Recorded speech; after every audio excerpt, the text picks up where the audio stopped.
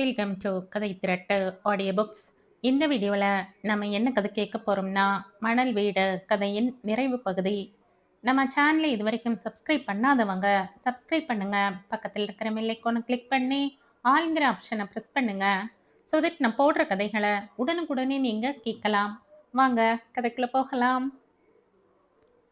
சித்தார்த்தன் விடை பெற்று கொண்டு போய்விட்டான். தீரஜிற்கு சாப்பாட்டை வாயில் தந்து கொண்டிருந்தாள் ஜெயந்தி. தீரஜ், அந்த பைத்தியக்காரன் நம்ம வீட்டை விட்டு எப்போ போவான் என்று கேட்டான். சி, அப்படி சொல்லக்கூடாதுன்னு சொல்லலை என்றாள் ஜெயந்தி. சிவரஞ்சன் ஹாலில் சோஃபாவின் மீது பூனை குட்டியைப் போல முடங்கிக் கொண்டு உட்கார்ந்திருந்தான். அவன் வரும்பொழுது யூகித்து கொண்டு வந்ததென்ன, இப்பொழுது நடந்து கொண்டிருப்பதென்ன? அவன் வந்ததுமே ஜெயந்தி எதிர்பட்டு ஓடி வந்து கட்டிக்கொள்வாள். அதற்கு பிறகு இவ்வளவு நாள் பிரிவில் தான் எவ்வளவு நரகத்தை அனுபவித்தோம் என்று ஜெயந்தியின் மடியில் தலையை வைத்து படுத்துக்கொண்டு ஆசை தீர சொல்வான். ஆனால் எங்கேயோ இன்னொரு விதமாய் நடந்தது. அவனுக்கு ஜெயந்தியிடம் வந்தார் போலவே இல்லை. இன்னும் தொலைவில் ஜெயிலில் இருந்து கொண்டு காத்திருப்பது போலவே இருந்தது. இந்த பைத்தியக்காரன் இன்றிரவு வீட்டிலேயே தான் இருப்பான் என்று தெரிந்ததும் தீரஜுக்கு தூக்கமே வரவில்லை. 9 மணிக்கே அடித்து போட்டார் போல தூங்கத் தொடங்கிவிடும் தீரஜ் இன்றைக்கே கட்டிலிலேயே உட்கார்ந்திருந்தான். படுத்துக்கொள் என்றாள் ஜெயந்தி. தூக்கம் வரல என்றான். ஜெயந்தி சிவரஞ்சனுக்கு சாப்பாடு போட்டாள். இருவரும் சேர்ந்து சாப்பிட்டார்கள். பேசிக்கொண்டிருக்கையில் எங்கே தீரஜ் வருவானோ என்று பார்த்து கொண்டே இருந்தாள் ஜெயந்தி. ஜெயந்தியின் கவனம் தன் மீது இல்லாததற்கு சிவரஞ்சனுக்கு வருத்தமாயிருந்தது. ஜெயந்தி படுக்க வந்த பொழுது தீரஜ் தடி ஒன்றை எடுத்து கொண்டு வந்து கட்டிலில் ஒளித்து வைத்து கொண்டிருந்தான். அது எதுக்கு என்றாள். அந்த பைத்தியக்காரன் உன்னை ஏதாவது பண்ணிவிட்டால் அவன் மண்டையை பிளப்பதற்கு என்றான். சி என்றாள் ஜெயந்தி. தீரஜ் தூங்க தொடங்கிய பொழுது மணி 1 அடித்து விட்டது. அவன் தூங்கிவிட்ட பிறகு கதவை சாத்தி தாழிட்டு விட்டு ஹாலில் சோஃபாவில் படுத்து கொண்டிருந்த சிவரஞ்சனிடம் வந்தாள். சிவரஞ்சன் பக்கத்தில் வந்து உட்கார்ந்து கொண்டு தலை மீது கையை வைத்தாள். சிவரஞ்சன் எழுந்திருந்தான். அவன் உடம்பு அனலாய் சுட்டு கொண்டிருந்தது. ஜுரம் கொதித்து கொண்டிருந்தது. ஜெயந்தி அவன் தலையை மடியில் வைத்து கொண்டாள். ஜெயந்தி, நான் ரொம்ப மாறி போய்விட்டேனா? ரயிலில் வரும்போது எங்கள் ஊர்க்காரன் தென்பட்டான். அவனை விசாரித்தேன். அவன் என்னை அடையாளமே தெரிந்து கொள்ளவில்லை. நான் யார் என்று சொன்னதும், அட நீயா, இதென்னது, இவ்வளவு கிழவனாகிவிட்டாயே என்றான். அப்பொழுது நான் அதை பொருட்படுத்தவில்லை. ஆனால் இப்பொழுது தீரச் சொன்ன பொழுது, சிவரஞ்சன், உங்களுக்கு உடம்பு சரியா இல்லை. இவ்வளவு நாள் கஷ்டப்பட்டு விட்டீங்க. இப்ப என்னிடம் வந்து விட்டீங்க. இனிமேல் பாருங்கள் எப்படி மாறி விடுவீங்கன்னு என்றாள் சமாதானப்படுத்துவது போல. அதற்குள் தீரஜ் மம்மி என்ற கதவை தட்டினான். ஜெயந்தி போய் திறந்தாள். எங்கே போய்விட்டாய் என்றான் அழுது கொண்டே. ஜெயந்தி தீரஜிடம் வந்து படுத்து கொண்டாள். தீரஜ் தாயின் மீது கையை வைத்து படுத்து கொண்டான். ஜெயந்தி கொஞ்சம் புரண்டாலும் அவன் எழுந்து உட்கார்ந்து கொண்டான். விடிந்தது. எவ்வளவோ எதிர்பார்த்து கொண்டு வீட்டுக்கு வந்த சிவரஞ்சனுக்கு அன்றிரவு அந்த விதமாய் முடிவடைந்தது. கடையின் ஆண்டு விழா வந்தது. ஜெயந்திக்கு மூச்சு விடவும் நேரம் இல்லை. ஒரு பக்கத்தில் வீட்டில் சிவரஞ்சனின் விஷயத்தை கவனித்துக் கொள்ள வேண்டும். அவன் வந்த பிறகு 15 நாட்களாய் ஜெயந்தி கண்ணில் விளக்கெண்ணையை விட்டு கொண்டு மருந்துகளையும் டானிக்குகளையும் தந்ததால் கொஞ்சம் தேறிக் கொண்டிருந்தான். ஜுரம் இறங்கிவிட்டது. அவன் ஒரு நாள் கண்ணாடியில் தன் முகத்தை பார்த்து கொண்டு விட்டு, தீரஜ் என்னை பார்த்து பயந்து போனான் என்றால் அதில் ஆச்சரியம் ஒன்றுமில்லை. நான் நிஜமாகவே பயங்கரமாய்த்தான் இருக்கிறேன் என்று எண்ணிக்கொண்டான். ஜெயந்தி அவனுக்கு உடைகள் வாங்கி தைத்து கொடுத்தாள்.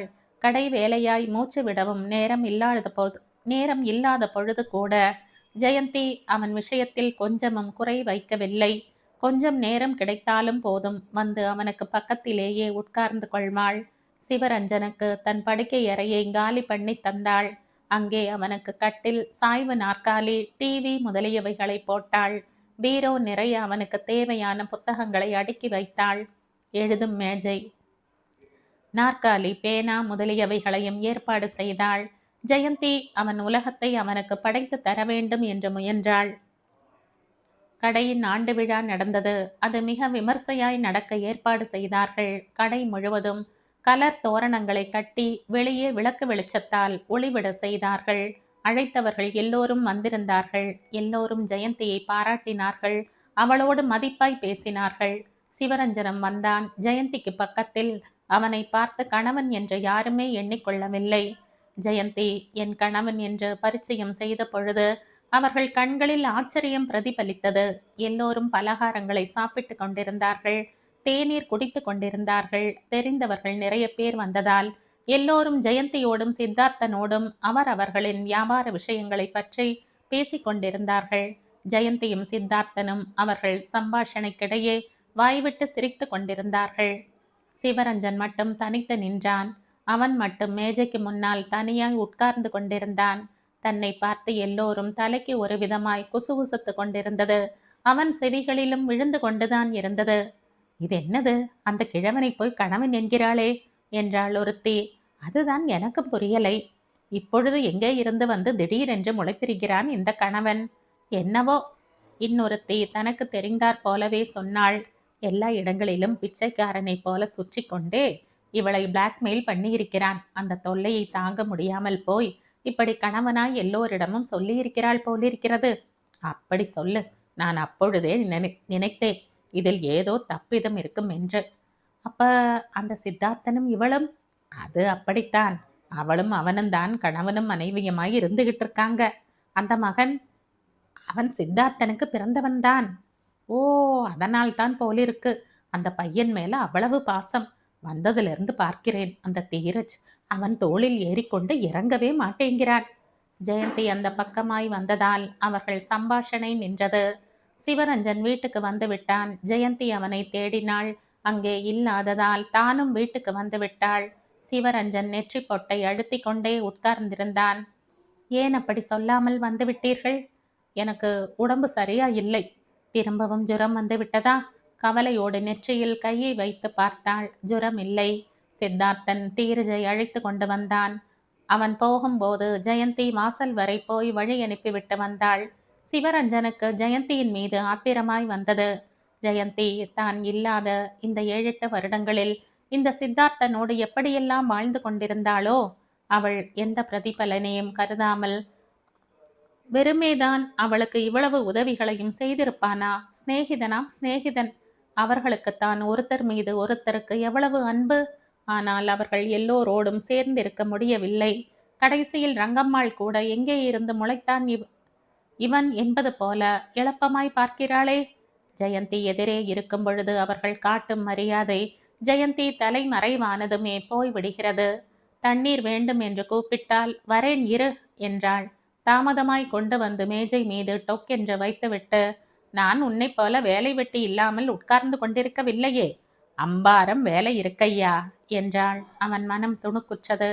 நேற்று அவன் குளித்துவிட்டு வந்து ரங்கம்மாவை சீப்பு கேட்ட பொழுது தரவில்லை. ஜெயந்தி வந்ததும் இதை சொன்னான். அவள் ரங்கம்மாவை கண்டபடி திட்டி தீர்த்தாள். ஐயா கேட்ட பொழுது எடுத்து தராமல் என்ன செய்து கொண்டிருந்தாய்? இன்னொரு தடவை இப்படி பண்ணினால் சும்மா இருக்க மாட்டேன் என்று கண்டித்தாள். ரங்கம்மாவுக்கு கோபம் வந்துவிட்டது. ஜெயந்தி போன பிறகு சிவரஞ்சன் காதில் விழும்படியாய், தின்னுட்டு உட்கார்ந்துகிட்டு கோள் சொல்வதுதான் வேலையே தவிர வேற வேலை வெட்டி கிடையாது இந்த ஆளுக்கு என்றாள் பொன்னையனிடம். இவைகளால் சிவரஞ்சனுக்கு அந்த வீட்டில் தான் ஒரு வேற்று மனுஷன் என்ற உணர்ச்சிதான் ஏற்பட்டது. அவன் இந்த ஜெயில் வாழ்க்கையால் உடல் அளவில் மிகவும் மாறி போய்விட்டான். ஜெயந்திக்கு பக்கத்தில் அவன் நின்றால் திருஷ்டி பொம்மையைப் போலத்தான் இருந்தான். என் கணவன் என்று அவள் எல்லோருக்கும் பரிச்சயம் செய்தால் அவர்கள் அவனை ஏற இறங்க பார்த்தார்கள். இந்த தங்க விக்கிரகத்திற்கு இந்த திருஷ்டி பொம்மை எப்படித்தான் கணவன் ஆவானோ என்ற சந்தேகம் அவர்கள் கண்களில் தெரிந்ததை அவனால் தெரிந்து கொள்ள முடிந்தது. சித்தார்த்தன் மாலை வேளைகளில் வருவான். சிவரஞ்சனிடம் போய் உட்கார்ந்து கொண்டு அவனோடு என்னென்னவோ பேச முயற்சி பண்ணுவான். சிவரஞ்சன் ஜெயந்தியிடம் பேசிக்கொள்ளுங்கள் என்று ஜெயந்தி இருந்த அரை பக்கமாய் விரலை காட்டுவான். ஒரு முறை ஜெயந்தி இதை கேட்டுவிட்டு கணவனை உலுக்கி எடுத்தாள். நீங்கள் சித்தார்த்தனோடு ஏன் சரியாய் பேச மாட்டேங்கிறீங்க? எங்களுக்குள் பேசிக்கொள்ள என்ன விஷயம் இருக்கு? ஏதாவது ஊர் விஷயம் உலக விஷயம் கூட இல்லையா பேசுவதற்கு? எனக்கு இன்ட்ரெஸ்ட் இல்லை. அவன் உனக்காக உன்னோடு பேசுவதற்காக வருகிறான். டயத்தை எதுக்கு வீணாக்கி கொள்ளணும்? என்னோட கழுத்திருப்பு வேறு எதற்கு? ஜெயந்தி வாய் அடைத்து போனாள். ஒரு நாள் பிற்பகல் வேளையில் சிவரஞ்சன் தான் எழுதி கொண்டிருந்த காகிதங்களை அடுக்கி வைத்துவிட்டு கவர் ஒன்றை வாங்கி வருவதற்காக போஸ்ட் ஆபீஸிற்கு போனான். அவன் திரும்பி வந்த பொழுது இங்க் பாட்டில் உருண்டு விழுந்து அந்த காகிதங்கள் மீது இங்க் ஓடிக்கொண்டிருந்தது. சிவரஞ்சன் திரும்பி பார்த்த பொழுது அங்கே தீரஜ் ஒரு மூலையில் கைகளை பிசைந்து கொண்டு பயந்தபடி நின்று கொண்டிருந்தான். தீரஜ், ஏன் இப்படி பண்ணினாய் என்றான்.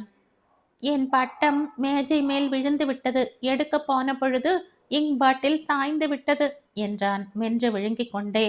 அவன் வந்து தீரஜின் காதை பிடித்து கொண்டான். ஏன் இப்படி செய்தாய்? வண்ணான் துணியை விளாசுவது போல தீரஜின் முதுகில் செம்மையாய் விளாசத் தொடங்கினான். இன்னொரு தடவை இப்படி பண்ணுவாயா? இன்னொரு தடவை இந்த மாதிரி குரங்குத்தனங்களை பண்ணினால் பார், தோலை உரித்து விடுவேன். போ அப்பால். இனி நீ இந்த அறைக்குள் அடியெடுத்து வைத்தாயானால் ஜாக்கிரதை. தீரஜின் கழுத்தை பிடித்து அறைக்கு வெளியே தள்ளினான். தீரஜ் அழத் தொடங்கிவிட்டான். ஜெயந்தி இவ்வளவையும் விக்கித்து போய் பார்த்து கொண்டிருந்தாள். சிவரஞ்சன், தீரஜ் சின்ன பையன், அவனை நாம் தான் புரிந்து கொள்ள வேண்டும் என்றாள். அவன் முகத்தை வெட்டினார் போல திருப்பிக் கொண்டான். தீரஜ் ஷெட்டிற்குள் போய் உட்கார்ந்து கொண்டு தேம்பி தேம்பி அழுது கொண்டிருப்பதாய் ரங்கம்மா வந்து சொன்னாள். ஜெயந்தி அங்கே ஓடி வந்தாள். தீரஜ் என்று கிட்டே அணைத்து கொள்ள போன பொழுது அவன் வரவில்லை. உனக்கு என் மேல் இஷ்டமே இல்லை, போ, நான் உன்னிடம் வரமாட்டேன். அந்த பைத்தியக்காரன் என்னை அடிக்கும்போது நீ பார்த்து கொண்டு பேசாமல் தானே இருந்தாய். உனக்கு அந்த பைத்தியக்காரன் தானே வேணும், நான் வேண்டாம், போ போ என்று அழத் தொடங்கினான். அவனை ஒருவாறு சமாதானப்படுத்தி வீட்டிற்குள் அழைத்து கொண்டு வருவதற்குள் ஜெயந்தியின் உயிரே போய்விட்டது. ஜெயந்திக்கு கடை வேலைகளும் அந்த காரியமாய் வந்து போகிறவர்களும் அதிகமாய் இருந்ததால் வீட்டில் சிவரஞ்சனிடம் உட்கார்ந்திருப்பதற்கு டைம் கிடைக்கவில்லை. இரண்டிற்கும் சமமாய் நேரத்தை ஒதுக்க வேண்டும் என்று பார்த்தால் மூச்சு விடவும் முடியாதபடி வேலை திணறத் தொடங்கியது. கடையை சிரத்தையாய் பார்த்து கொள்ள முயன்றால் சிவரஞ்சன் தனிமையால் வருந்துவான். அவனிடம் உட்கார்ந்து கொண்டிருந்தால் கடையில் ஏதாவது தொல்லை வந்து சேர்ந்தது. இந்த விதமாய் வர வர ஜெயந்திக்கு ஓய்வு நேரமே கிடைக்காமல் போய்கொண்டிருந்தது. ஜெயிலுக்கு போய்விட்டு வந்ததால் சிவரஞ்சனுக்கு பழைய வேலை போய்விட்டது. சிவரஞ்சன் வேறு வேலைக்காக முயன்று கொண்டிருந்தான். கண்ணில் பட்ட எந்த வேலைக்கும் விண்ணப்பம் போட்டு கொண்டிருந்தான். அவன் தோரணையை பார்த்தால் இந்த சூழ்நிலையை விட்டு இந்த சாக்கில் எந்த மூலைக்காவது ஓடி போய்விட வேண்டும் போல் இருந்தது. ஒரு முறை அவன் விண்ணப்பத்தை எழுதி கொண்டிருக்கையில் ஜெயந்தி வந்து பார்த்து விட்டாள். அதை பார்த்ததும் அவளுக்கு மிகவும் கோபம் வந்தது, வருத்தமும் ஏற்பட்டது. என்னோட பணம் உங்களோடது இல்லையா? கடையையே நீங்கள் பார்த்து கொண்டால் என்னால் வீட்டு வேலைகளை நன்றாய் கவனித்துக் கொள்ள முடியும் அல்லவா? கடையில் தான் நிறைய வருகிறதே என்றாள். என்னோட தர்க்கம் வச்சுக்காத, எனக்கு உன்னோட பணம் தேவையில்லை. நான் அவ்வளவு வேற்று மனுஷியாக விட்டேனா? அவன் பதில் பேசவில்லை. ஜெயந்தியால் அழுகையை அடக்க முடியவில்லை. அவள் அழுது கொண்டே வெளியே வந்தாள். அவ்விடத்தில் உட்கார்ந்து படித்து கொண்டிருந்த தீரஜ் இதை பார்த்தான். தாய் அழுவதற்கு காரணம் அந்த பைத்தியக்காரன் தான் என்று தெரிந்தது. தீரஜுக்கு மிகவும் கோபம் வந்துவிட்டது. புத்தகங்களை விட்டுவிட்டு எழுந்திருந்தான். கிரிக்கெட் பேட்டை எடுத்துக்கொண்டு சிவரஞ்சனின் அறைக்குள் நுழைந்தான். சிவரஞ்சனின் ஐயோ என்ற கத்தலை கேட்டு ஜெயந்தி ஓடி வந்தாள். தீரஜ் பேட்டினால் சிவரஞ்சனின் தலையில் ஓங்கி அடித்து கொண்டிருந்தான். சிவரஞ்சன் பேட்டை பிடுங்கிக் கொண்டு தீரஜின் தலை மீது ஓங்கி அடிக்கப் போனான். ஜெயந்தி ஓடி வந்தாள். தீரஜை பிடித்து இழுத்துவிட்டு சிவரஞ்சனின் கையில் இருந்த பேட்டை பிடுங்கி தொலைவில் வீசி எறிந்தாள். தீரஜின் தோளை பிடித்து, என்ன காரியம்டா இது, கொழுப்பு பிடித்து விட்டதா என்று மகனை கன்னத்தில் மாறி மாறி விளாசினாள். தீரஜ் வாய் அடைத்து போய்விட்டான். அவனை ஒரே தள்ளலாய் தள்ளிவிட்டு சிவரஞ்சனின் ரத்தம் வழியும் தலையை ஓடிப்போய் பிடித்து கொண்டாள். வழிந்து கொண்டே இருந்த ரத்தத்தை புடவை தலைப்பால் அழுத்தி பிடித்து ரங்கம்மா என்று கத்தினாள். ரங்கம்மா வந்ததுமே டாக்டருக்கு ஃபோன் பண்ணு என்றாள். டாக்டர் வந்தார். தலைக்கு கட்டு கட்டினார். டாக்டர் போவதற்குள் இரவு மணி 10 ஆகிவிட்டது. ரங்கம்மா, தீரஜ் எங்கே? அப்பொழுதுதான் தீரஜின் நினைவு வந்தது. என்னவோ தெரியாதம்மா, அறைக்குள் போய் படுத்து கொண்டு விட்டானோ என்னவோ என்றாள் ரங்கம்மா. ஜெயந்தி அறைக்குள் வந்தாள். அங்கே கட்டிலில் தீரஜ் இல்லை. தீரஜ் கூப்பிட்டாள். தீரஜ் பதில் குரல் கொடுக்கவில்லை. கட்டிலுக்கு கீழே கோபித்து கொண்டு படுத்திருப்பானோ என்று பார்த்தாள். அங்கேயும் இல்லை. தீரஜ், தீரஜ் என்று கூப்பிட்டு கொண்டே வீடெல்லாம் தேடினாள். ஷெட்டிற்குள் பார்த்தாள். தீரஜை எங்கேயுமே காணவில்லை. ஜெயந்தி பயந்து விட்டாள். தீரஜ் என்னவானான்? ஜெயந்தி சித்தார்த்தனுக்கு போன் பண்ணினாள். உங்களிடம் வந்திருக்கிறானா என்றாள். தீரஜா? என்னிடமா? இல்லையே, தீரஜை காணோம். ஜெயந்தி சுருக்கமாய் நடந்ததை சொன்னாள். நான் இதோ வருகிறேன், இரு என்றான் அவன். கால் மணியில் சித்தார்த்தன் வந்தான். சித்தார்த்தனும் பொன்னையனும் தீரஜை எல்லா இடங்களிலும் தேடினார்கள். எங்குமே தென்படவில்லை. இரவு 12 மணி ஆகிவிட்டது. சித்தார்த்தன் போலீஸ் ஸ்டேஷனுக்கு போன் பண்ணி பையன் காணாமல் போய்விட்டதாய் ரிப்போர்ட் கொடுத்தான். ஜெயந்தி சோஃபாவில் உட்கார்ந்து கொண்டிருந்தாள். அழுகையை பலவந்தமாய் அடக்கி கொண்டிருந்தாள். ரங்கம்மாவும் பொன்னையனும் பக்கத்தில் நின்று கொண்டிருந்தார்கள். சித்தார்த்தன் ஹாலில் குறுக்கும் நெடுக்குமாய் நடந்து கொண்டிருந்தான். கட்டிலில் சிவரஞ்சன் தலையில் கட்டோடு சாய்ந்து உட்கார்ந்து கொண்டிருந்தான். இந்த வீட்டில் இப்பொழுது இவர்கள் அத்தனை பேருக்கும் ஏற்பட்டிருக்கும் கலக்கத்திற்கு தான் காரணம் என்று புரிந்தது. சித்தார்த்தன் அந்த சூழ்நிலையை எல்லாம் தன் கையில் எடுத்துக்கொண்டு தீரஜை தேடி பிடிக்க முயன்று கொண்டிருந்தான். அதற்குள் போன் மணி கணகணவென்று ஒலித்தது. சித்தார்த்தன் போய் எடுத்தான். ஆமாம், 8 வயது பையன். ஆமாம், கருப்பு நிக்கர், கோடு போட்டு சட்டை போட்டு கொண்டிருந்தான். தோ வரோம் என்ற போனை வைத்துவிட்டு, ஜெயந்தி, தீரஜ் ரயில்வே ஸ்டேஷனில் பெஞ்சின் மீது படுத்து கொண்டிருக்கிறானாம், கிடைத்து விட்டானாம் என்றான். ஜெயந்தி எழுந்திருந்தாள். சித்தார்த்தனும் அவளும் காரில் போலீஸ் ஸ்டேஷனுக்கு வந்தார்கள். தீரஜ் அங்கே இருந்தான். உடைகளில் மண் அப்பிக் கொண்டிருந்தது. கேசங்கள் கலைந்திருந்தன. அவன் முகத்தை பார்த்த பொழுதே அவர்களுக்கு வயிற்றை பிசைந்தெடுத்தது. தீரஜ்! ஜெயந்தி ஓடி வந்தாள் கிட்டே. தீரஜ் அந்த கைகளை தள்ளி விட்டான். தீரஜ்! ஜெயந்தி அவள் கையை பிடித்த பொழுது தீரஜ் அக்கையை பற்களால் கடித்தான். நீ என் அம்மாவே இல்லை, போ என்றான். சித்தார்த்தன் ஜெயந்தியின் கையில் தட்டி அப்பால் இழுத்துவிட்டு தீரஜ் என்று கிட்டே போனான். தீரஜ் சித்தார்த்தனின் கழுத்தை கட்டி கொண்டான். அழுது கொண்டே, அங்கிள், அம்மா என்னை அடிச்சாங்க. அம்மாவுக்கு அந்த பைத்தியக்காரன் மேல்தான் இஷ்டம், என் மேல் இஷ்டமே இல்லை. தேம்பி தேம்பி அழத் தொடங்கினான். இல்லை தீரஜ், அப்படியெல்லாம் இல்லை. அம்மாவுக்கு உன் மீது உயிர் என்று சொல்லிக் கொண்டிருந்த பொழுதே சித்தார்த்தனின் குரல் தழுதடுத்தது. உனக்கு தெரியாது என்றான் தலையை திருப்பிக் கொண்டு. போலீஸ் அதிகாரி ஜெயந்தியையும் சித்தார்த்தனையும் தீரஜையும் மாறி மாறி பார்த்து கொண்டிருந்தார் ஆர்வத்துடன். வீட்டிற்கு போகலாம், வா தீரஜ் என்றாள் ஜெயந்தி. நான் வர மாட்டேன், நான் வர மாட்டேன். அந்த திருடன் நம் வீட்டை விட்டு போனால் தான் நான் வருவேன் என்றான் தீரஜ். சித்தார்த்தனின் கழுத்தை அழுத்தமாய் கட்டி கொண்டே. என்னோட வரையா? சித்தார்த்தன் கேட்டான். தீரஜ் தலையாட்டினான். சித்தார்த்தன் தீரஜை அழைத்து கொண்டு வெளியே வந்தான். ஜெயந்தி காரில் ஏற போன பொழுது தீரஜ் சட்டென்று, அவங்க வந்தா நான் வரமாட்டேன் என்றான். செய்வதறியாமல் பார்த்த ஜெயந்தியை காரை விட்டிறங்கி விட்டாள். போலீஸ் அதிகாரி சேவகனை கூப்பிட்டு ஜெயந்தியை ஜீப்பில் அழைத்து கொண்டு போய் வீட்டில் விட்டுவிட்டு வர சொன்னார். ஜெயந்தி ஜீப்பில் ஏறிக்கொண்டு ஜீப் புறப்பட்டதும் சித்தார்த்தன் காரை ஸ்டார்ட் பண்ணினான். வீட்டுக்கு வந்த ஜெயந்தி துக்கத்துடன் சோஃபாவில் சரிந்தாள். அதை பார்த்த சிவரஞ்சன், என்னால் இவர்களுக்கு எவ்வளவு துன்பம் வந்துவிட்டது, இதற்காகவா நான் வந்தேன் என்று எண்ணிக்கொண்டான் தனக்குள். 1 வாரம் ஆயிற்று. இந்த 1 வாரமும் ஜெயந்தி எவ்வளவோ நல்ல வார்த்தைகள் சொல்லியும் தீரஜ் வீட்டுக்கு வரவே இல்லை. சித்தார்த்தனிடமே இருந்து கொண்டிருந்தான்.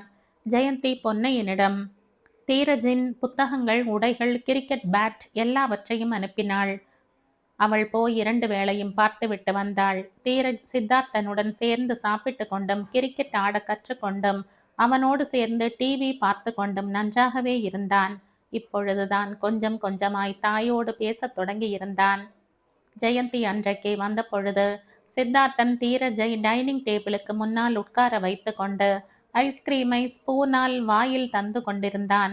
சித்தார்த்தன் பூனையும் நரியும் கதையை சொல்லி கொண்டிருந்தான். ஜெயந்தி அங்கே வந்து நின்றாள். ஜெயந்தியின் கண்களுக்கு அந்த நேரத்தில் சித்தார்த்தனின் ஸ்தானத்தில் சிவரஞ்சன் தென்பட்டான். சிவரஞ்சனும் தீரஜும் இவ்வாறு இருக்கும் நாள் வருமா? ஜெயந்தியை முதலில் தீரஜ் தான் பார்த்தான். தோ மம்மி வராங்க என்றான் சந்தோஷமாக. அதற்குள்ளேயே முகத்தை முறுக்கி கொண்டு எழுந்து தன் அறைக்குள் போய் புத்தகத்தை எடுத்து படிக்கத் தொடங்கினான். வா ஜெயந்தி, உட்காரு என்றான் சித்தார்த்தன். ஜெயந்தி உட்கார்ந்தாள். ஏன் இப்படி இருக்கிறாய், உடம்பு சரியா இல்லையா என்று கேட்டான் சித்தார்த்தன். சரியாய்த்தான் இருக்கு. என்றாள் ஜெயந்தி. ஜெயந்தியின் முகத்தில் அசதி தெரிந்தது. தூக்கம் இல்லாமையால் கண்களுக்கு கீழே கருப்பு வளையங்கள் தென்பட்டன. சித்தார்த்தன், தீரஜ் எப்பொழுது வீட்டுக்கு வருவானோ தெரியவில்லை. எனக்கு தினமும் வீட்டுக்கு போகவே பிடிக்கவில்லை. சாப்பாடு கூட இறங்க மாட்டேங்கிறது. தூங்கவும் முடியவில்லை. எனக்கு என்னமோ இதெல்லாம் ஒரே குழப்பமாய் இருக்கிறது என்றாள். ஜெயந்தியிடம் தென்பட்ட சோர்வுக்கு காரணம் சித்தார்த்தனின் வீட்டிற்கு அவள் போக்குவரத்தை வைத்து கொண்டிருந்ததை பார்த்து சிவரஞ்சன் குத்தி காட்டத் தொடங்கி இருந்தான். வேண்டுமென்றே அவனை அங்கே விட்டுவிட்டு அந்த சாக்கில் 2 தடவை போய்விட்டு வரலாம்னு என்றான்.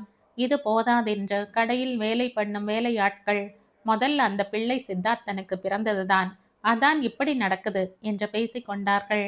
இந்த வார்த்தைகள் சிவரஞ்சனின் காதில் விழுந்துவிட்டால், பால் அல்லது ஹார்லிக்ஸ் குடிக்கிறாயா கேட்டான் சித்தார்த்தன். வேண்டாம். ஜெயந்தி சுருக்கமாய் சிவரஞ்சனும் பிறரும் பேசும் குத்தல் மொழிகளை பற்றி சொல்லிவிட்டு, தீரஜ் மூலமாய் இந்த பிரச்சனை வந்து சேர்ந்திருக்கிறது. 2 உதைத்தாவது வீட்டுக்கு அழைத்து கொண்டு போய்விட வேண்டும் போல் இருக்கிறது என்றாள். அப்படி பண்ணிவிட்டால் இந்த பிரச்சனை தீர்ந்து விடும் என்று நான் நம்பவில்லை என்றான் அவன். சிவரஞ்சன் வந்து விட்டால் என் வாழ்க்கையில் எல்லா கஷ்டங்களும் தீர்ந்து போய்விடும்னு நினைச்சேன். இப்படி புதிய பிரச்சனைகள் தலையெடுக்கும்னு தெரியாது என்றாள். ஜெயந்தி, தீரஜ் சின்ன பையன், எதையும் மறைத்து வைத்து கொள்ள தெரியாது, வெளியே கக்கி விடுவான். நீ கொஞ்சம் பொறுமையாய் இருந்தால் நிலைமை மாறும். பொறுமையோடு காத்திருக்க வேண்டும், வேறு வழி இல்லை. பொறுமை பொறுமை, ஜெயந்தி ஆவேசமாய் கத்தினாள். எவ்வளவு நாளைக்கு, எவ்வளவு வருஷங்கள் இந்த பொறுமையை அனுஷ்டித்து கொண்டிருப்பதிலேயே என் வாழ்க்கை முடிந்து போய்விடும் போலிருக்கு. சித்தார்த்தா, என்னிடம் சக்தி எல்லாம் நசிந்து போய்விட்டது. இனி எதையும் தாங்கிக்க என்னால் முடியாது என்றாள். ஜெயந்தி, இந்த சூழ்நிலையில் நீ ஆவேசப்பட்டால் நடக்கப் போவது அதிக நஷ்டம்தானே தவிர லாபம் இல்லை. தீரஜ் விஷயத்தில் நீ மிகவும் ஜாக்கிரதையாய் நடந்து கொள்ள வேண்டும். நான் அவனுக்கு நல்லபடியாய் எடுத்து சொல்லிக் கொண்டிருக்கிறேன். அவனுக்கு இப்பொழுது உன் மீது கோபம் போய்விட்டது. பின்ன என்னை பார்த்ததுமே ஏன் அப்படி போய்விட்டான்? முதல்ல நீ வந்ததுமே மம்மி வராங்க என்று சந்தோஷமாய் சொன்னானா இல்லையா? ஜெயந்தி தலையாட்டினாள். நேரமாயிடுத்து, இனி நீ கிளம்பு என்றான் சித்தார்த்தன். ஜெயந்தி பெருமூச்செறிந்து விட்டு எழுந்திருந்தாள். அவன் மேஜை மீது மறந்து போய்விட்ட பர்ஸை எடுத்து தந்தான். தீரஜ், தீரஜ் கூப்பிட்டான். தீரஜ் வந்து கதவிற்கு அருகில் நின்றான். மம்மிக்கு குட் நைட் சொல்லு என்றான் சித்தார்த்தன். தீரஜ் சொல்லவில்லை. சித்தார்த்தன் தீரஜிடம் வந்தான். தீரஜ், சமத்து பையனோனோ என்றான். குட் நைட் மம்மி, ஜெயந்தியை பார்த்து சொல்லிவிட்டு சித்தார்த்தனின் கழுத்தை கட்டி கொண்டான். சித்தார்த்தன் தீரஜை அறைக்குள் அனுப்பிவிட்டு ஜெயந்தியுடன் கீழே வந்து அவளை ஆட்டோவில் ஏற்றிவிட்டான். ஜெயந்தி ஆட்டோவில் ஏற போனவள் அவனை நோக்கி திரும்பினாள். சித்தார்த்தன், நான் ரொம்ப அதிர்ஷ்டசாலி. ஏன்? உங்களை போன்ற புரிந்து கொள்ளக்கூடிய சிநேகிதர் கிடைத்ததற்கு எனக்கு எவ்வளவு உதவி பண்ணுகிறீர்கள். நீங்கள் மட்டும் இல்லாமல் இருந்தால். அப்படி சொல்லாதே. நான் என்ன பண்ணிவிட்டேன்? நாளைக்கு எனக்கு ஏதாவது ஆனால் நீ என்னை விட்டு விடுவாயா? வேண்டாம், யாருக்கும் அப்படிப்பட்ட பிரச்சனை வரக்கூடாது. எல்லோரும் சுகமாய் இருக்கணும் என்றாள். நீ போ, நான் ஒரு அரை மணியில் தீரஜை கூட்டிட்டு வரேன். நிஜமாகவா? நிஜம்தான். முதலிலேயே சொல்லிவிடக் கூடாது என்றிருந்தேன். நான் சொல்லாமல் இருப்பதை விட சொன்னால் நீங்கள் எல்லோரும் சந்தோஷமாய் எதிர்பார்த்து கொண்டிருப்பீங்க இல்லையா? வராவிட்டால்? கண்டிப்பாய் வருவோம். தீரஜ் ஒப்புக்கொண்டு விட்டான். இனிமேல் சமத்தாய் இருப்பதாய் வாக்கு கொடுத்திருக்கிறான். சித்தார்த்தன், உங்களுக்கு என் நன்றியை எப்படித்தான் எடுத்து சொல்வேன்? காலமெல்லாம் என்னுடைய சிநேகிதையாய் இருந்து எவ்வளவு நல்லவர் நீங்க. அவன் சிரித்தான். உன்னை விட நல்லவன் இல்லை. ஜெயந்தி வீட்டுக்கு வந்து கொண்டிருக்கையில் அவள் மனது சந்தோஷத்தால் பொங்கிக் கொண்டிருந்தது. சித்தார்த்தனின் வார்த்தைகளிலும் அவன் நெருக்கத்திலும் ஏதோ மந்திரம் தெரிந்தது. அவள் இங்கே வரும்பொழுது மனமெல்லாம் ஏதோ பாரமாய் தளர்ந்து போனார் போல இருந்தாள். இப்பொழுது உற்சாகத்துடன் அந்த பாரத்தை எல்லாம் இறக்கி வைத்து விட்டார் போல திரும்பி போகிறாள். ஆட்டோ வீட்டுக்கு முன்னால் வந்து நின்றது. ஜெயந்தி பர்ஸை திறந்து பணத்தை தந்துவிட்டு வீட்டிற்குள் நுழைந்தாள். ரங்கம்மா, ரங்கம்மா என்று கூப்பிட்டாள். ரங்கம்மா எதிரே வந்தாள். ரங்கம்மா, தீரஜ் வீட்டுக்கு வரான். அவனுக்கு பாயசம் ரொம்ப பிடிக்கும், கொஞ்சம் பண்ணு என்றாள். சரிங்கம்மா, இதோ நிமிஷத்துல பண்ணி விடுகிறேன் என்றாள். ரங்கம்மா உள்ளே ஓடியபடி ஜெயந்தி சிவரஞ்சனின் அறைக்குள் ஓடினாள். அவ்வறை கதவு எப்பொழுதும் போலவே வெறுமே சாத்தி இருந்தது. கதவை தள்ளிக்கொண்டு உள்ளே போய், சிவரஞ்சன், தீரஜ் வரப்போகிறான் என்றாள். அங்கே சாய்வு நாற்காலியில் சிவரஞ்சனை காணவில்லை. மேஜை பக்கமாய் பார்த்தாள், அங்கேயும் இல்லை. சிவரஞ்சன் கூப்பிட்டாள். ஜெயந்தி சட்டென்று நின்று விட்டாள். அங்கே மேஜைக்கு பக்கத்தில் ஷெல்ஃபில் இருந்த புத்தகங்களை காணோம். அது காலியாய் ஜெயந்தியை பார்த்து பழித்தாற் போல இருந்தது. ஜெயந்தி திரும்பி பார்த்தாள். அங்கே செருப்புகள் இல்லை. மேஜை மேல் பேப்பர் வெயிற்றிற்கு கீழே வைத்திருந்த காகிதங்கள் காற்றிற்கு படபடத்தன. ஜெயந்தி அவைகளை எடுத்து பார்த்தாள். அது சிவரஞ்சன் எழுதியிருந்த கடிதம். ஜெயந்தி, நான் போகிறேன். நீ கவலைப்படாதே. நான் இரவும் பகலுமாய் இந்த பிரச்சனைக்கு பரிகாரம் என்ன என்று யோசித்தேன். நான் உங்களை விட்டு தொலைவிற்கு போய் விடுவது ஒன்றுதான் பரிகாரம் என்று தோன்றியது. அதையே செய்கிறேன். நான் ஜெயிலில் இருந்த பொழுது எப்பொழுது விடுதலையாக வெளியே வருவேனோ என்று தவித்து கொண்டிருந்தேன். கடைசியில் உன்னிடம் ஓடி வந்தேன். நான் இன்னும் அன்றைக்கு நான் விட்டு விட்டு போன ஜெயந்தி தான் எனக்காக காத்திருப்பாள் என்று நினைத்து கொண்டிருந்தேன். அந்த ஜெயந்திக்கு என்னை தவிர வேறு உலகம் இல்லை. நான் ஜெயிலில் இருந்து வெளியே வந்ததுமே விட்டு போன அந்த வாழ்க்கை திரும்பவும் தொடங்கிவிடும் என்றும் நான் சந்தோஷமாய் இருக்க முடியும் என்றும் எண்ணி இருந்தேன். ஆனால் இங்கே வந்ததும் எனக்கு எதிர்ப்பட்ட நிலைமையோ வேறு. இந்த ஜெயந்தி நான் விட்டு போன அந்த ஜெயந்தி இல்லை. இவளுக்கு தன்னுடையது என்று ஒரு வியாபார உலகம் இருக்கிறது. அவளை நம்பி ஆதாரப்பட்டு கொண்டிருக்கிறவர்கள் இருக்கிறார்கள். அவர்களுடைய நல்லது கெட்டது அவளுடைய பொறுப்பு. இந்த ஜெயந்திக்கு சமூகத்தில் செல்வாக்கு இருக்கிறது. இவளுக்கு இந்த வேலைகளாலும் பொறுப்புகளாலும் ஒரு நிமிஷம் ஓய்வு இல்லை. எனக்காக காலத்தையும் யோசனைகளையும் செலவழிக்க வேண்டும் என்றால் அவள் அந்த பந்தங்களை உதறிக்கொண்டு அவர்களை விட்டு தொலைவிற்கு போய்விட வேண்டும். ஜெயந்தி, உன்னை எவ்வாறு உன் கடை வியாபாரம், உன் பொறுப்பு, உன் அந்தஸ்து எல்லாவற்றையும் விட்டு விட்டு வர சொல்வதற்கு எனக்கு துணிச்சல் இல்லை. ஏனென்றால் எனக்கு நிரந்தரமான வேலை இனி கிடைக்காது. அப்படி நீ பலவந்தமாய் அத்தனையையும் துறந்துவிட்டு வந்தாலும் என்னால் உன்னுடன் வாழ முடியாது. அதற்கு காரணம் இரண்டு. ஒன்று, நீ மாறிவிட்டாய். உன்னை பழையபடி மாற்றினாலும் அது செயற்கையாய்த்தான் இருக்கும். எனக்கும் அதனால் உனக்கும் கூட அதிருப்தியான வாழ்க்கைதான் மிஞ்சும். இரண்டாவது காரணம், நான் எந்த தப்பும் பண்ணாமல் ஜெயிலுக்கு போனதாய் உன்னிடம் பொய் சொல்லி ஏமாற்றி விட்டேன். நான் உண்மையிலேயே சண்முகம் கும்பலை சேர்ந்தவன்தான். பாஸ்போர்ட் ஆபீஸில் என்னிடம் கடிதம் கொடுத்து அனுப்பிய அவர் கூட எங்கள் கும்பலை சேர்ந்தவர்தான். இதை நான் உன்னிடம் இருந்து மறைத்து விட்டேன். அவர்களிடமும் இதை உன்னிடம் சொல்ல வேண்டாம் என்று கேட்டுக்கொண்டிருந்தேன். சொன்னால் நீ அந்த ஷாக்கை தாங்கிக் கொள்ள மாட்டாய் என்று தெரியும். உன் வயிற்றில் குழந்தை இருந்ததால் அந்த சமயத்தில் அந்த அதிர்ச்சியால் உனக்கும் குழந்தைக்கும் தீங்கு நேரும் என்று அஞ்சித்தான் அதை அப்பொழுது சொல்லாமல் மறைத்து வைத்தேன். பிறகு குழந்தை பிறந்து வளரத் தொடங்கியதும் நான் ஜெயிலில் இருந்த பொழுது இதை உன்னிடம் சொல்லிவிடலாமா என்று எண்ணினேன்.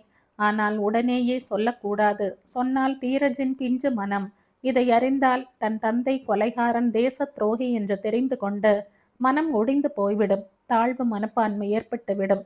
வளரும் பருவத்தில் இந்த விஷயம் தெரியவே கூடாது என்றெண்ணி உன்னிடம் சொல்லாமல் மறைத்து விட்டேன். ஆனால் இப்பொழுது இங்கே வந்த பிறகு சாதாரணமாகவே என்னை வெறுக்கும் தீரஜ் இந்த விஷயமும் தெரிந்து விட்டால் எப்படி ஆவானோ? அவனால் இதை தாங்கிக் கொள்ள முடியுமா? அவன் தந்தை என்றே நம்பவில்லை. இந்த சமயத்திலேயே நான் அவனை விட்டு போய் விடுவதே சிறந்தது.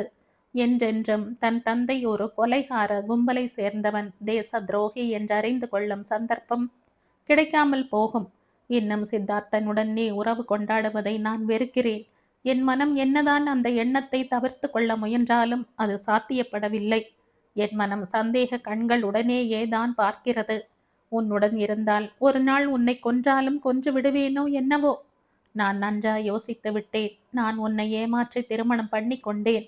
ஏமாற்ற திருமணம் செல்லாது. அதனால் நான் உனக்கு விவாகரத்து தந்து விட்டதாய் நினைத்துக்கொள்.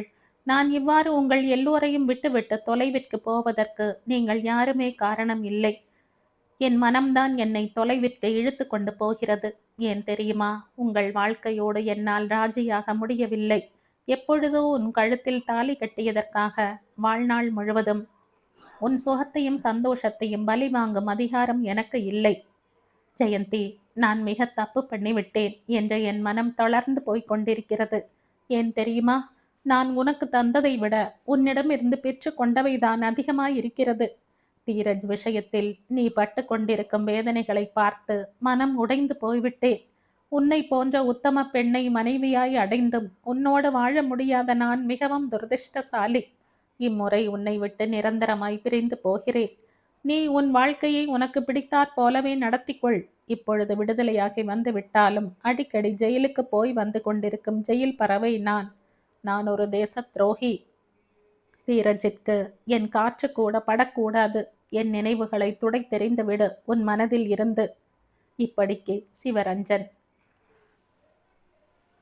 ஜெயந்தி அந்த கடிதத்தை படித்து முடித்ததும் அவள் முகமெல்லாம் வியர்த்து கொட்டி கொண்டிருந்தது. உதடுகள் நடுங்கிக் கொண்டிருந்தன. அதற்குள் சித்தார்த்தன் தீரஜை தூக்கி கொண்டு அங்கே வந்தான். அங்கே ஜெயந்தி நாற்காலியில் சரிந்திருந்தாள். அவள் கையில் காகிதங்கள் இருந்தன. அவள் சூனியத்தை பார்த்து கொண்டிருந்தாள். தீரஜ் தாயின் கைகளை பிடித்து உலுக்கினான். மம்மி மம்மி என்றான். ஜெயந்தி கைகளால் முகத்தை பொத்திக் கொண்டு அழத் தொடங்கினாள். சித்தார்த்தன் அவள் கையில் இருந்த கடிதத்தை வாங்கி படித்தான். அவளை தேற்றிவிட்டு தீரஜை அவன் அறைக்குள் அனுப்பிவிட்டு ஜெயந்தியிடம் திரும்பி வந்தான். சித்தார்த்தன் அவர் வேண்டுமென்று இங்கே என்னோடு சுகம் இல்லை என்று என்னை விட்டு தொலைவிற்கு போய்விட்டார். சீச்சி, இத்தனை நாட்களாய் நான் விழலுக்கா நீர் வார்த்திருக்கிறேன். ஒரு தேச துரோகிக்காக, ஒரு கொலைகாரனுக்காகவா இவ்வளவு நாட்களாய் என் வாழ்க்கையை அல்லும் பகலமாய் நாசமாக்கி கொண்டேன். ஜெயந்தி தேம்பி தேம்பி அழத் தொடங்கினாள். அந்த அழுகையில் ஏமாற்றமும் நிராசையும் தெரிந்தன. சித்தார்த்தன் கிட்டே வந்தான். ஜெயந்தி சட்டென்று அவன் தோளில் தலையை சாய்த்து கொண்டு அழத் தொடங்கினாள். ஜெயந்தி, மனதை தேற்றிக்கொள், அழாதே. தீரஜ் சிறு பையன், நீ அழுதால் அவனுக்கு குழப்பம் ஏற்படும். சித்தார்த்தன், இனி பேசாதீங்க. எனக்கு என்ன ஞாபகத்திற்கு வருகிறது தெரியுமா? என் சிறு வயதில் பகலெல்லாம் நன்றாய் வேலை வாங்கி கொண்டு விட்டு ஒரு வேலைக்காரியை சாயந்தரம் ஆனதுமே 2 ரூபாயை முகத்தில் விட்டெறிந்து விட்டு போ என்று சொல்வார் எங்க மாமா. எனக்கு அந்த வேலைக்காரி தான் ஞாபகத்திற்கு வருகிறது இப்பொழுது. நான் சிவரஞ்சனின் கண்களுக்கு அதே வேலைக்காரியாகத்தான் இருக்கிறேன். என்ன பேச்சு இது ஜெயந்தி? சித்தார்த்தன் கடிந்து கொண்டான்.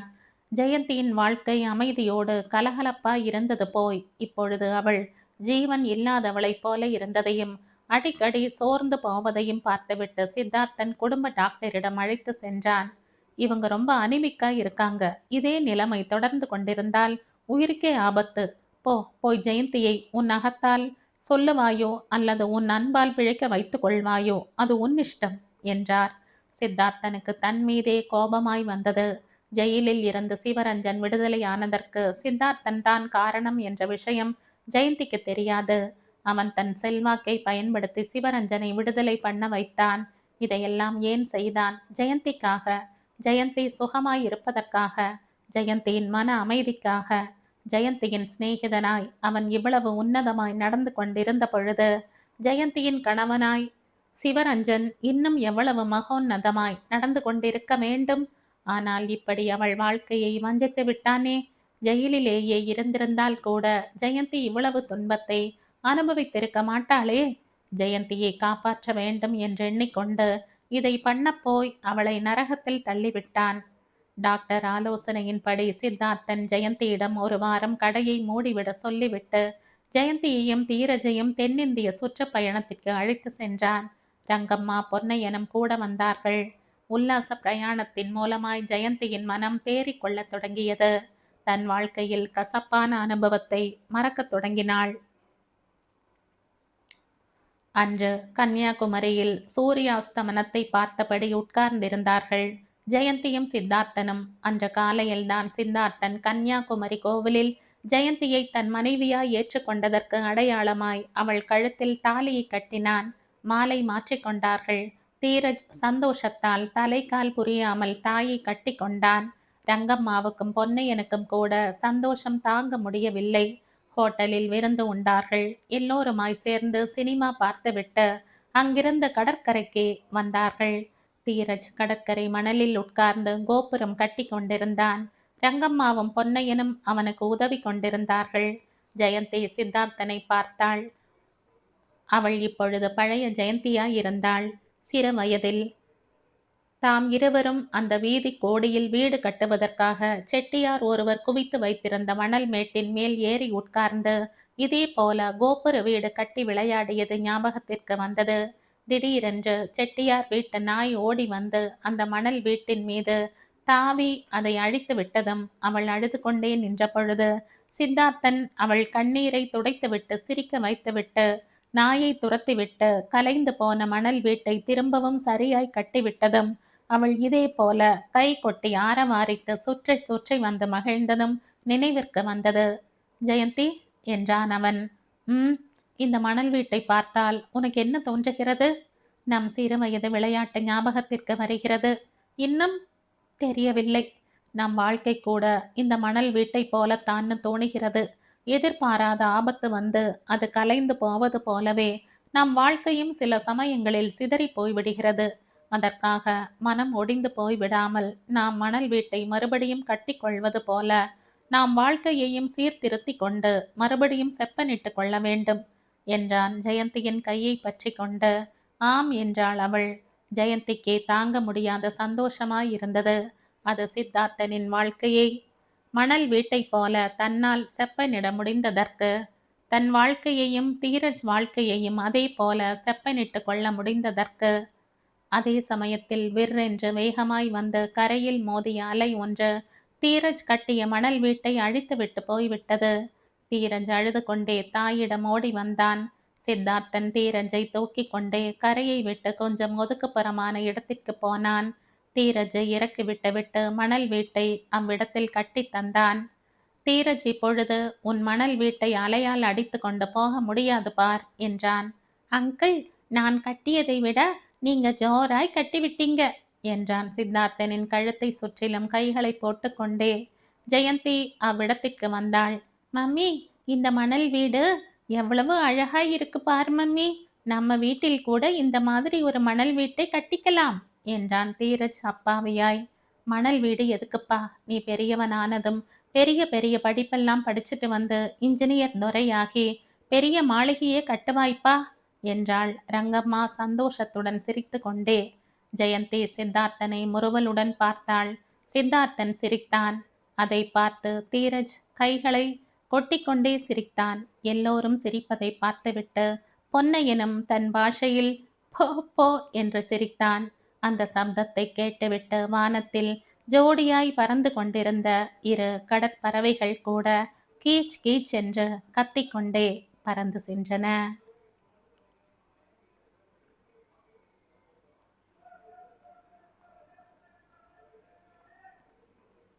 இதோடு இந்த கதை முடியுது. இந்த கதை உங்களுக்கு பிடிச்சிருந்தா லைக் பண்ணுங்க, ஷேர் பண்ணுங்க, சப்ஸ்கிரைப் பண்ணுங்க. மற்றும் ஒரு இன்ட்ரெஸ்டிங்கான கதையோட அடுத்த வீடியோவில் சந்திப்போம். பை. தேங்க்யூ.